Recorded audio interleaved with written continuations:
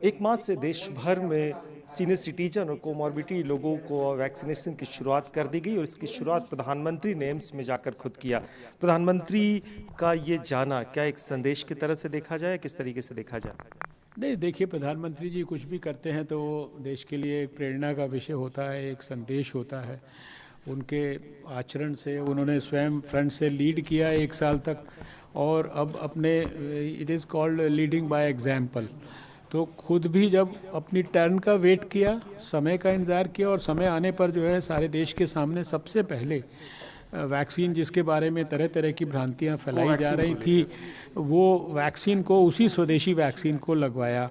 तो मैं समझता हूँ अपने आप में एक लाउड एंड क्लियर मैसेज है देश के लोगों के लिए, प्रेरणादायक मैसेज है सारे देश के लोगों से। 60 साल के ऊपर के जो हैं, 45 साल और 60 साल के बीच के हैं, जिनको कोमॉर्बिडिटीज़ हैं, उनसे मेरी अपील है कि जल्दी से जल्दी अपना जो अपॉइंटमेंट है उसको तय करिए। वॉक इन करके जाना है तो वॉक इन करिए, और किसी भी सरकारी या प्राइवेट अस्पताल में जो हज़ारों जगह पे स्थापित की गई है, पूरी वैक्सीन्स भारत सरकार ने सारे देश को उपलब्ध कराई हैं, सारे स्टेट गवर्नमेंट्स को उपलब्ध कराई हैं। तो आप उस सुविधा को अवेल करिए। सर, एक सवाल है कि कांग्रेस कह रही है कि असम का गमछा, पुदुचेरी की नर्सेज, केरल की नर्सेज, मतलब ये क्या है? इसको भी पॉलिटिकल इवेंट बना रहे हैं, जबकि इन राज्यों में, जिन राज्यों को कोट किया गया, उन्हें चुनाव होने हैं। देखिए, बहुत ही ये कष्टदायक है। अभी मैं पिछले 3 दिन से नागालैंड में और मणिपुर में था।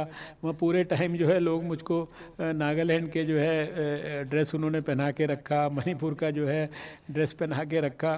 सारे ज़िंदगी मैंने ऐसे ही एंटी सर्जन प्रैक्टिस किया। मेरे अस्पताल में या मेरे सेटअप में मेजॉरिटी नर्सेज जो है वो केरल की होती थी। मैंने तो आज तक कभी इस दृष्टि से सोचा नहीं कि ये केरल की हैं या ये नॉर्थ इंडिया की हैं या ये कर्नाटक की हैं या कहाँ की हैं। ये प्रधान मंत्रालय से कहा गया, प्रधानमंत्री ये सोच ही मुझे लगता है कि विकृत सोच है। इस सोच के बारे में कमेंट करना भी या आपके द्वारा सवाल पूछना भी मुझे कोई बहुत उचित नहीं लग रहा है। चलिए सर, कोवैक्सीन को लेके प्रधानमंत्री का कोवैक्सीन लगाना क्या एक संदेश देना था कि स्वदेशी को लेकर, इसके रिपोर्ट को लेकर, इसके जो फाइंडिंग्स को लेकर सवाल उठाए जा रहे, तो उसको एक मैसेज देने की कोशिश? देखिए, वैक्सीन तो दोनों में से एक ही लगनी थी ना। तो जो ऑल इंडिया इंस्टीट्यूट में जितने भी लोगों को लगी है, कोवैक्सीन लगी है, बड़े बड़े डॉक्टरों ने भी लगाई है, तो प्रधानमंत्री जी को लगी है, तो इसका एक और बड़ा संदेश हो गया, इसका और बड़ा मायने हो गया कि कोई भ्रांति अगर उसके बारे में है तो दूर कर दो।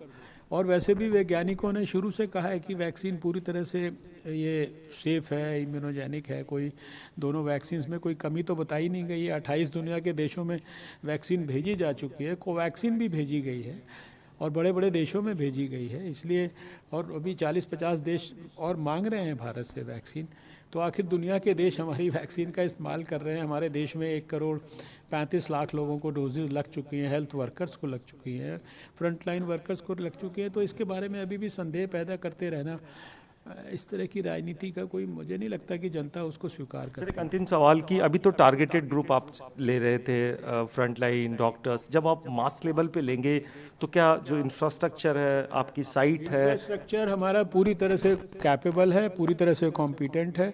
एक दिन में अगर 50 लाख लोगों का भी रजिस्ट्रेशन होगा तो भी कोई दिक्कत नहीं आएगी।